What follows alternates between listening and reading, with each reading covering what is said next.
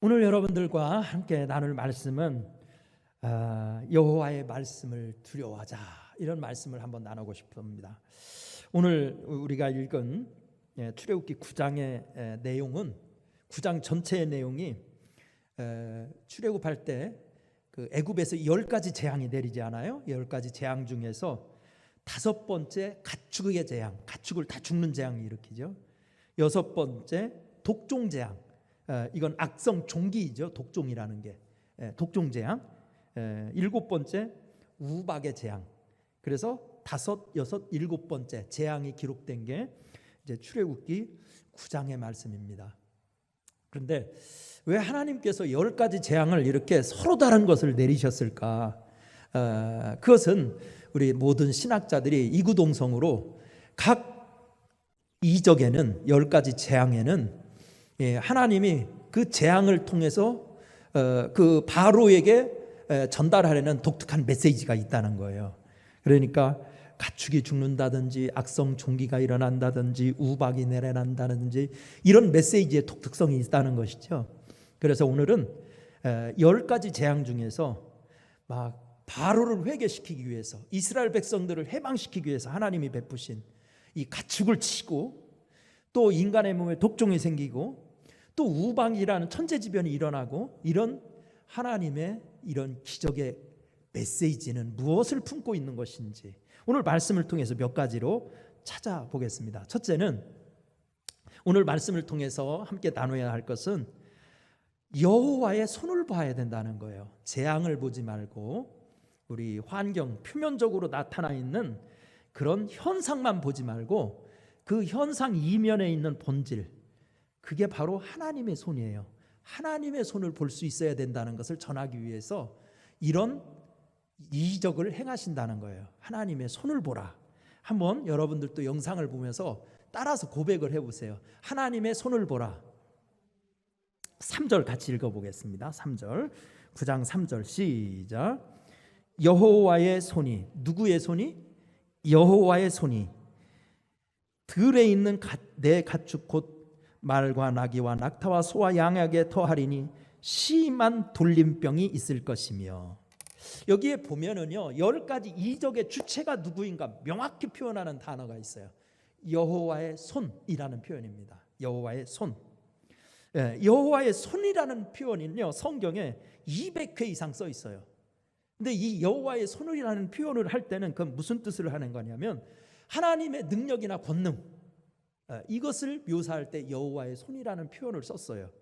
뿐만 아니라 하나님이 능력을 그 의지하라, 능력을만 표현하는 게 아니라 그 능력을 의지할 때, 그럴 때 이 표현을 많이 사용했습니다. 우리 모세의 인생의 반전을 한번 생각해 보았으면 좋겠습니다. 그는 40년 동안 애굽의 왕자로서 살았죠. 궁궐에서 진짜 왕실 교육을 받으면서 남부럽지 않게 살았어요. 그리고 40년 동안 도망자로 미디안 광야에서 살았어요. 그러니까 80년 동안 애굽의 왕실, 그 다음에 미디안 광야에서의 목동 생활, 이렇게 처음에는 잘 나가던 그의 삶이 인생 공두박질 친 거예요. 그래서 그의 인생 그렇게 끝날 수도 있는 것이었어요. 인생 80에 뭘 다시 시작합니까? 여러분, 그건 사실 상식적으로 불가능한 얘기입니다. 지금 우리 사회가 아무리 장수하는 100세 시대가 됐다고 해도 80세 된 분이 말이죠, 사업을 새로 시작해보겠다고 한다든지 그러면 나 같으면, 우리 교인이 그런다면 말릴 것 같아요. 아이고, 그러지 마세요. 있는 거나 잘 지키시고 교회 봉사 열심히 하시다가 하나님 앞에 갈 준비해야죠. 이제 80에 무슨 뭘 시작해요. 아유, 막 공부한다는 분들도 조금 겁나요. 그 나이에 공부해서 그게 들어갑니까? 그게 있는 거나 잘 써먹어야죠. 80에 다시 뭘 시작한다, 이거 쉽지 않은 거예요. 그런데 성경은 신기하게도 모세의 인생은 80에 다시 시작해서 그 80년 동안 죽기 전부터, 그러니까 인생 3분의 2 살았던 업적보다도 더 위대한 업적을 마지막 40년 동안 이루었다는 거예요. 모세 인생의 반전, 이게 설명하는 것이 모세오경이잖아요. 모세오경. 그렇다면 여기에서 모세 인생의 반전이 일어난 것은 어디서부터냐는 겁니다. 출애굽기가 강조하는 게 모세 인생의 반전은 우연히 그냥 말이죠, 눈이 헷가득해가지고 들에 양치러 갔다가 말이죠, 무슨 이상한 거 봐가지고 헛개비 봐서 됐다, 그렇게 설명한 게 아니라 명확하게 설명하는 게, 모세 인생의 반전은 80세 될 때 떨기나무 불꽃 가운데 임하신 하나님의 손에 붙들려서 인생이 반전이 됐다는 거예요. 하나님의 손에 붙들리면서. 하나님이 소원이 강조하는 것은 바로든지 애굽의 바로든지 이스라엘 백성들이든지 하나님이 세상을 주관한다는 겁니다. 그러니까 바로도 그걸 못 깨달으니까 지금 계속 이 고난을 당하는 거예요. 아무리 세상 권세가 있다 하여도 자기들이 권력을 가지고 자기들의 마음대로 세상을 조종한다고 생각하면 바로처럼 혼나는 겁니다. 하나님의 손, 바로야 너 알아야 된다, 이런 재앙을 통해서 그 막강한 애굽의 왕 파라오가 세상을 막 좌지우지하는 게 아니라 여호와의 손이 하는 것이다 라는 것을 증거하려는 것이고, 그것을 통해서 이스라엘 백성들에게도 교훈을 주려고 하는 거예요. 그 권력 밑에서 깔려있던 사람들은요, 예속화되게 돼 있어요. 종속이라는 단어도 있잖아요. 의식화 교육할 때 종속이론. 누구한테 한번 종속되면은요, 그게 당연한 것으로 생각해요. 애굽에서 430년 동안 종살이한 사람들은 바로에게 종속돼 있었기 때문에 자립심이 없어요. 그래서 하나님에 관한 주체의식도 없어요. 그러니까 하나님은 자꾸 그런 이적을 통해서 이스라엘 백성도 교육시키려고 그러는 거예요. 왕도 교육시키려고 그러고 백성도 교육시키려고 하는 거예요. 이스라엘 백성들아, 너희들도 착각하는 거 있다. 바로가 니들 봐줘야 니들 인생 풀린다고 생각하지 말아라. 이 재앙을 통해서 그 어마어마하다고 생각하는 바로도 꼼짝 못하게 하는 하나님의 손이 세상을 주관하는 거다. 모세도 그래서 인생이 변화된 거다. 그러니까 이 이적을 통해서 우리가 묵상하고 붙들어야 할 바는 내가 하나님의 손에 붙들리느냐 여부에 따라 달렸다는 것입니다. 자, 그래서 여호수아서 4장을 한번 보면 참 재미난 일이 있어요. 여호수아 4장에 보면 이스라엘 백성들이 요단강을 건너잖아요. 요단강. 그래서 요단강이 그때는 한참 범람할 때였었어요. 그러니까 인간의 상식으로 못 건너가는 때예요. 그러니까 큰일 났죠. 일정은 빠듯한데 요단강이 범람하는 때여서 말이죠, 다 그냥 빠져 죽게 생겼으니 가나안 땅은 들어가야 되는데, 그때 하나님이 이적을 베풀어 가지고요, 마치 물이 댐처럼 쌓였다고 그랬어요. 그래서 그거를 말이죠, 이스라엘 백성들이 다 요단강을 건너갑니다. 그리고 나서 건너가서 길갈이라는 곳에 가가지고 12지파에게 강에 들어가서 돌 하나씩 매갖고 오라고 그래가지고 12돌을 세웁니다. 그러면 왜 12돌을 세웠을까? 왜? 근데 여호수아서 4장 24절에 보면 그걸 설명하고 있어요. 이 땅의 모든 백성이 여호와의 손이 강하신 것을 알게 하며 너희가 너희 하나님 여호와를 항상 경외하게 하려 하심이니라. 이스라엘 모든 백성에게 여호와의 손이 강한 것을 알게 하려고 그랬다는 거예요. 그러니까 애굽에서 10가지 재앙을 보고 그리고 광야 40년을 행진하는 동안 그 수많은 하나님의 이적을 경험했음에도 불구하고 그 이스라엘 백성들은 수시로 까먹는 거예요. 하나님의 손이라는 걸 자꾸 까먹는 거예요. 하나님이 하시는 걸 자꾸 잊어버리는 거예요. 홍해 가는 것도 까먹고 만나와 메추라기 매일 처먹으면서도 말이죠, 까먹어. 그러니까 우리 하나님께서 이 이적을 통해서 정말 우리 성도들, 현대를 살아가는 성도들에게도 반복적으로 전하고 싶은 메시지가 그거라는 겁니다. 여러분, 여호와의 손이 강함을 알게 하려는 거라는 겁니다. 여러분, 다윗의 성공 비결이 무엇입니까? 역대상 28장 19절 말씀해 보니까 다윗이 이르되 여호와의 손이 내게 임하여.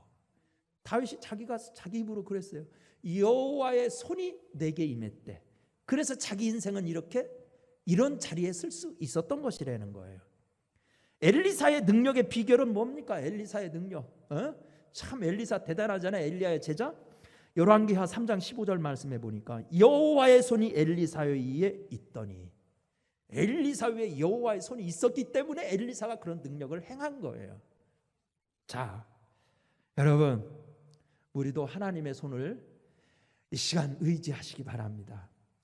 우리가 지금 이사야서 출애굽기 읽었지만요, 이사야서 41장 10절 말씀에 보면 너 두려워하지 말라, 겁나지 말라, 내가 너와 함께하리라, 너가 도와주리라. 그리고 나서 의로운 오른손으로 너를 붙들리라. 의로운 무슨 손? 오른손. 하나님의 손이 붙들어 주신대요. 하나님의 손이 붙들어 주시면 우리는 승리할 수 있어요.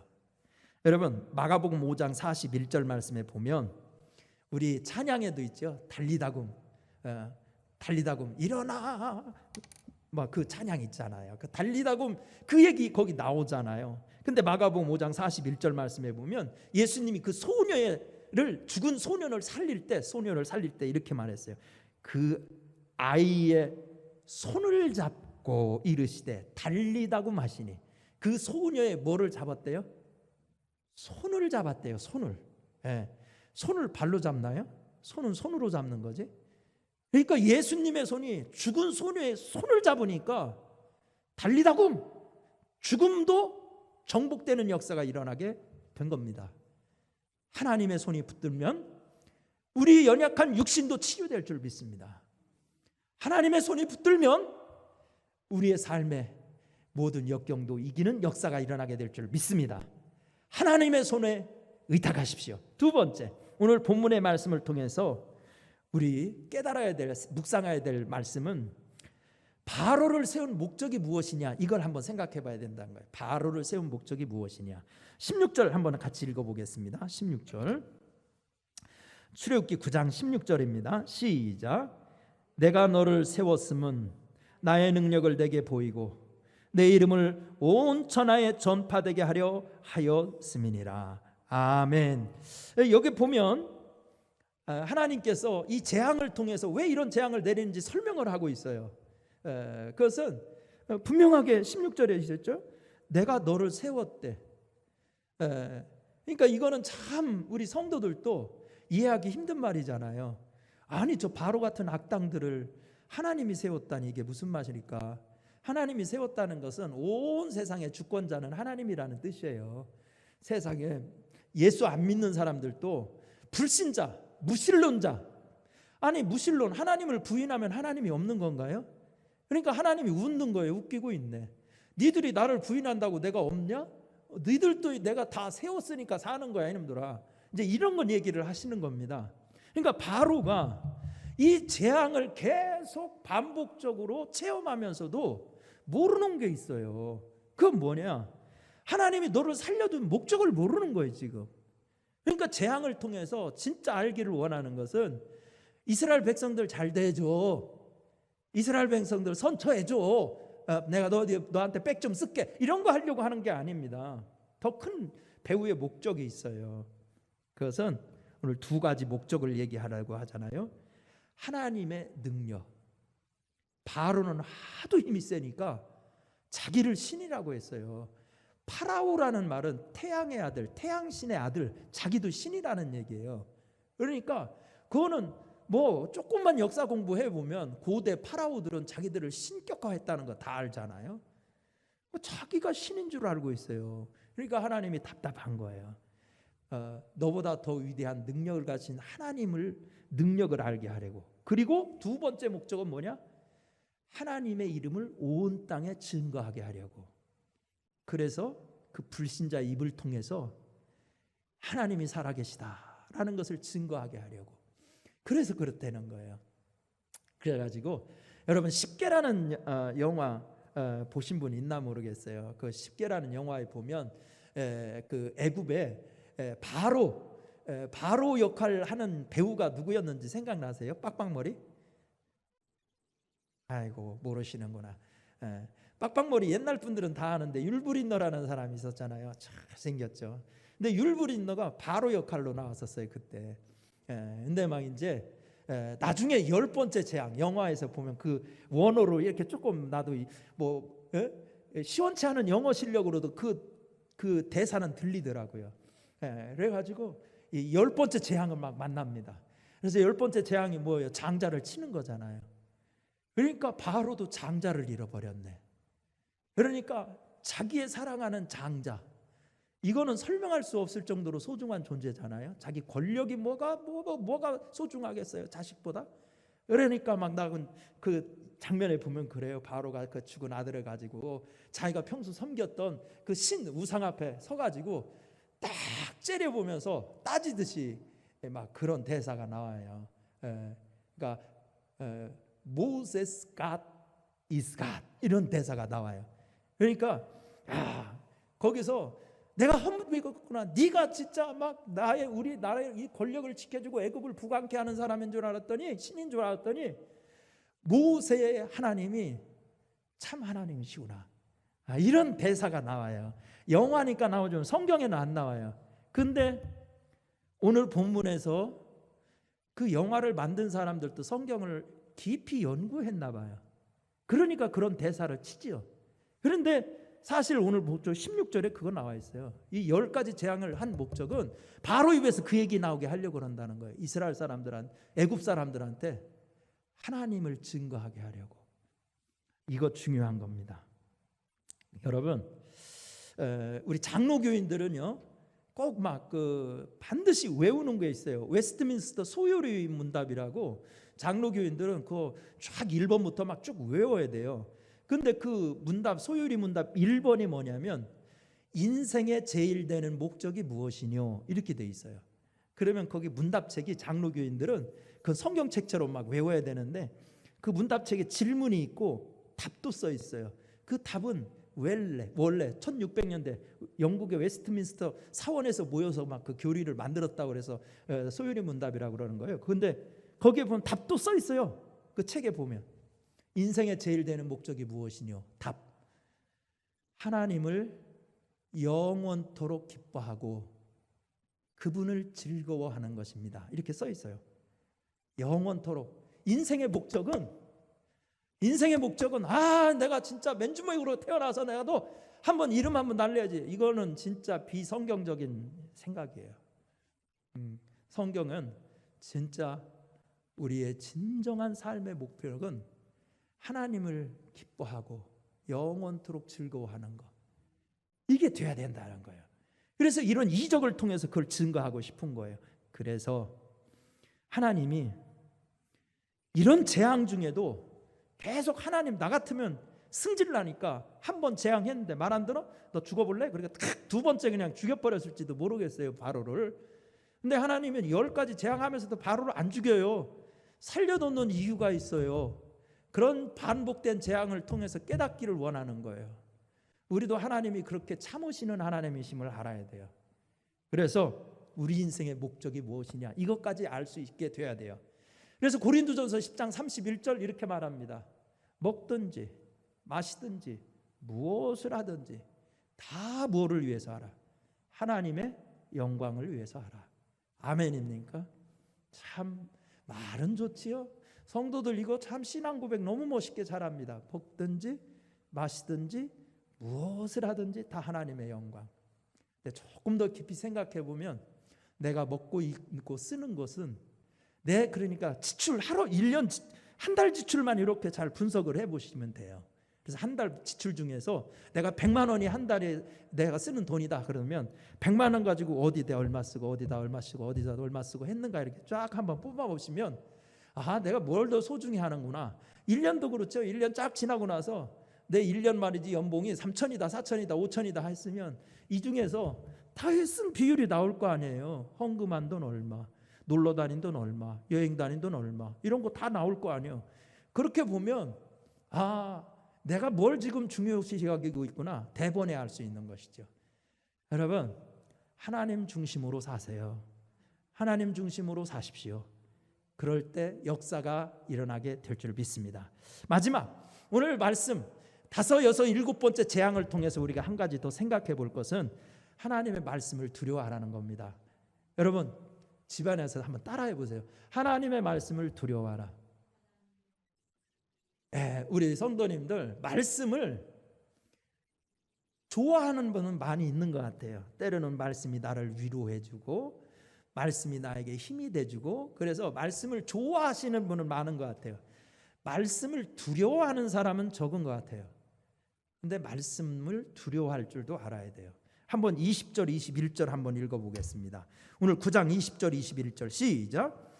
바로의 신하 중에 여호와의 말씀을 두려워하는 자들은 그 종들과 가축을 집으로 피하여 들였으나 여호와의 말씀을 마음에 두지 아니하는 사람은 그의 종들과 가축을 들에 그대로 두었더라. 아멘. 이거 참 재미난 얘기예요.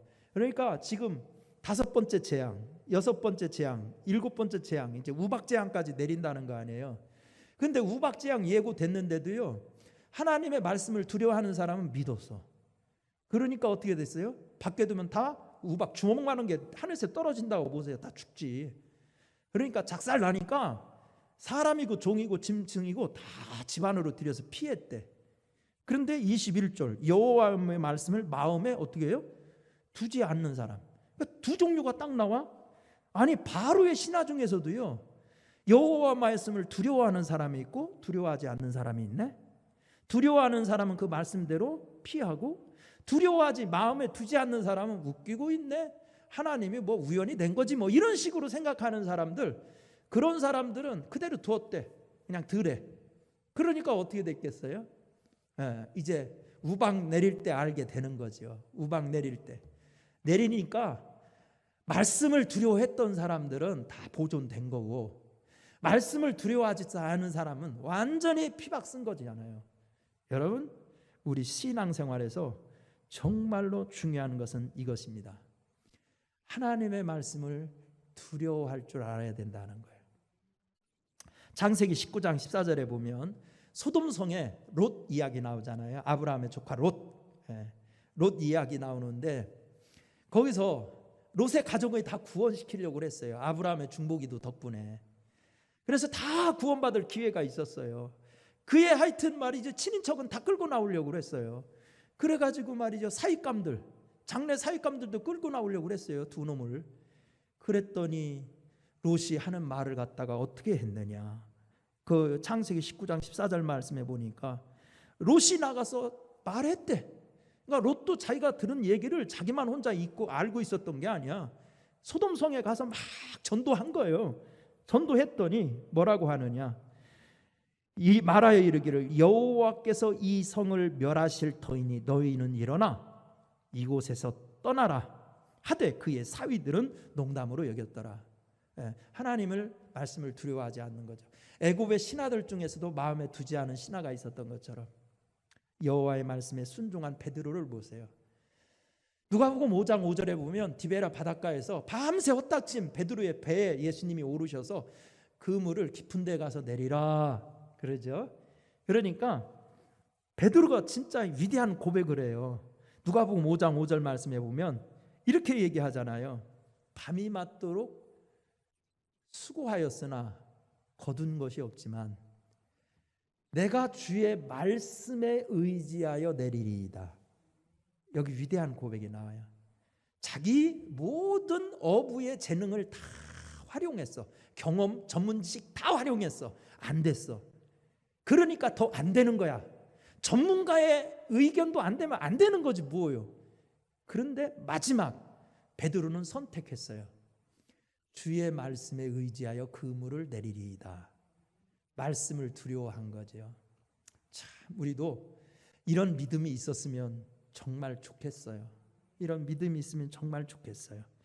그래서 여호와의 말씀 들으면, 그래서 이 신명기 우리 쉐마교리라는 신명기 6장 4절부터 이스라엘아 들으라 이렇게 시작되잖아요.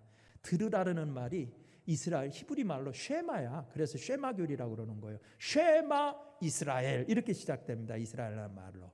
하나님 말씀을 두려워할 줄 알아야 된다는 거예요. 여러분, 강단에서 선포되는 말씀도 두려워할 줄 알아야 돼요.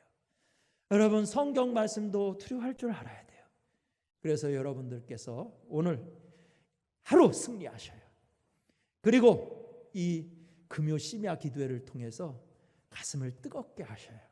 그래서 모세처럼 하나님의 손에 붙들려서 인생의 극적인 전환을 이룰 수 있는 축복을 경험하게 되기를 간절히 축원합니다.